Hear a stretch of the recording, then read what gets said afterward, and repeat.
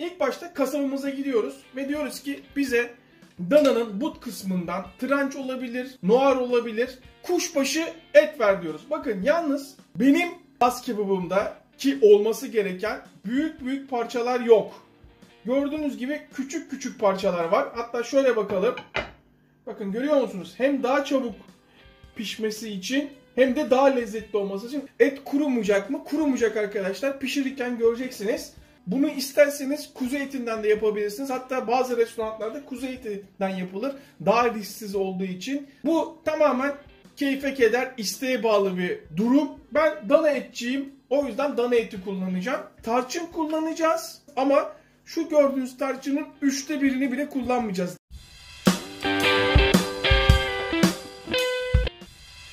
Şuraya 2, 3, 4, 5, 6 yemek kaşığı zeytinyağı koyuyorum. Tas kebabının içinde patates olmaz, havuç olmaz, bezelye olmaz ama yanında garnitür olarak patates olur, püre olur.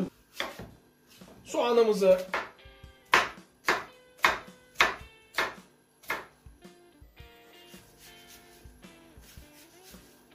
küp küp. Bak sabah ezanı okunuyor. Belki inanmayan arkadaşlar vardır. Ya Koray bu saatte yemek mi olur? Vallahi ben stres atmak için yaparım arkadaşlar. 3 sarımsağı şöyle küçük küçük her birini böyle 5-6 parçaya bölün. Ve yağım ısınmıştır. Zaten altını yakmıştık. Soğanı aynı anda atın. 2 domates. Domatesleri rendelemiyorum. İkinci domatesim.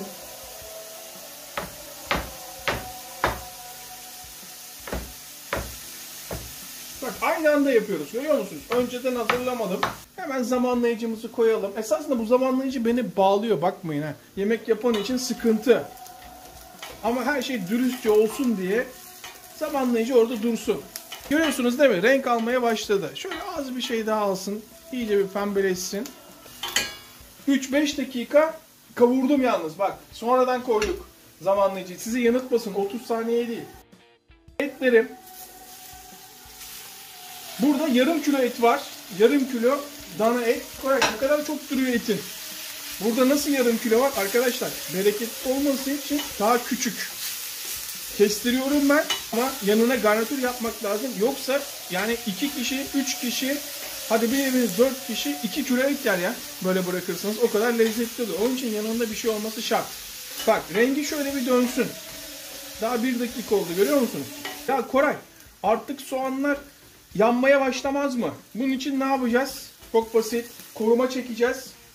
Biber salçası yarım yemek kaşığı. Domates salçası yarım yemek kaşığı. Böylece soğanla sarımsağımızı korumaya alıyoruz. Şuraları görüyor musunuz? Şuralarda iyice dağıtamamışım salçayı. Salçanın her yere dağılmasını istiyorum. Bu önemli benim için. Tavada en ufak yapışma yok. Farkındasınız. Sıra domateslerimde. Şöyle 1 çay kaşığı tuz, şöyle 1 çay kaşığı karabiber, karıştır. 2 defne yaprağı.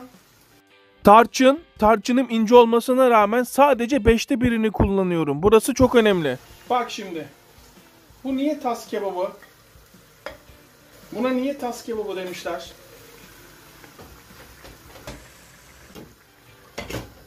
Arkadaki ocağım kısıkta yanıyor. Arka ocağı alıyorum. Bir tava.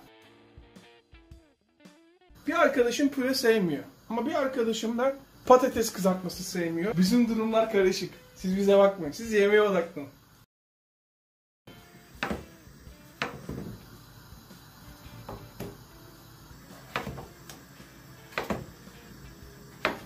Patatesleri küp küp istiyorum. Hemen hemen hepsi aynı boyda olursa. Şöyle bir bakalım mı? Nasıl sulu? Su koymadığımız halde. Nasıl sulu? Bakar mısınız?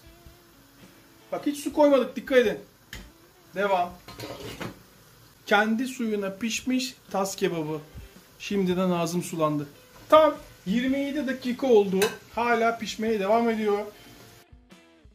Bunlar oldu. Koray peçete koymadın. Gerek yok. Çünkü gastronom küvet yağ tutmaz.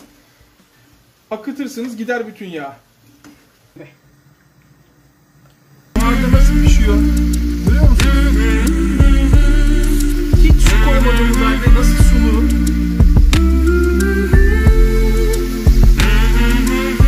Ve yarım saat oldu. Hala nasıl sulu görüyor musunuz? Hiç su koymadık. Hiç su koymadık.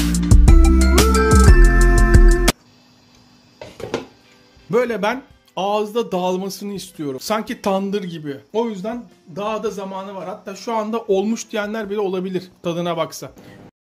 Hala sulu solu. 39-40 dakika olmasına rağmen. Görüyor musunuz? Şöyle göstereyim. Hiç su koymadığımız halde. Cam kaseden dolayı alamıyorum. Yarım kilo etten yapıyoruz ama o kadar çok et var ki içinde. Neden? Çünkü küçük kestirdik. Kurutmadık. Pişirme yöntemimizde tam 55 dakika oldu. Artık ocağımın altını kapatıyorum. Çekmiş durumda görüyor musunuz? Tas kebabınızın ne kadar sulu olduğu tamamen sizin paşa gönlünüze kalmış. Ama bana sorarsanız ne çok sulu ne de susuz olmalı. Böyle suyu helmelenmiş, tok ve kıvamlı olmalı. Evet, şöyle alalım dikkatli bir şekilde. Kırmadan, dökmeden. Her zaman söylemem bunu. Gerçekten müthiş bir püre yaptık. Yediğiniz en iyi püre olabilir değil. Yediğiniz en iyi püre. Karamelize soğanlı pürenin tarif linkini yukarı bırakıyorum. Mutlaka yapın bak. Gerçekten yapılması gereken bir püre bu. İyice tabağa yayılsın. İyice. Evet, istediğimiz bu. Sıra geldi patatesli olana. Bir de arkadaş nasıl çekiyoruz görüyorsunuz. Adam patatesli yiyor ama patates püreli yemiyor. Şöyle bir buçuk tabak daha çıkar. Bereketli oldu mu olmadı mı? Siz söyleyin. Dikkat edin, patatesleri içinde pişirmedik. Nasıl? Ve bak.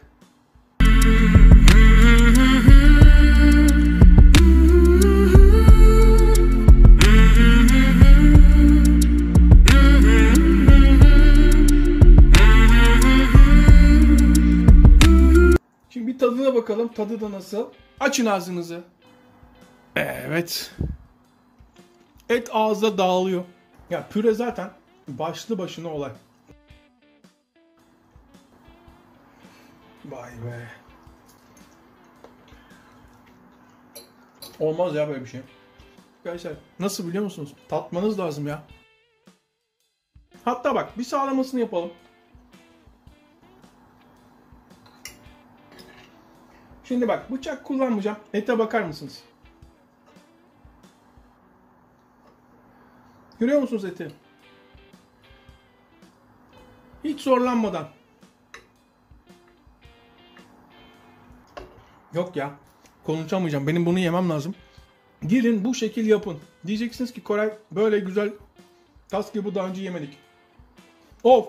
Kendi etinin suyunda, sebzesinin suyunda pişmiş hagis, muhdis gerçek tas kebabı. Hepimize ne sağlık. Tekrardan selamlar. Afiyet olsun.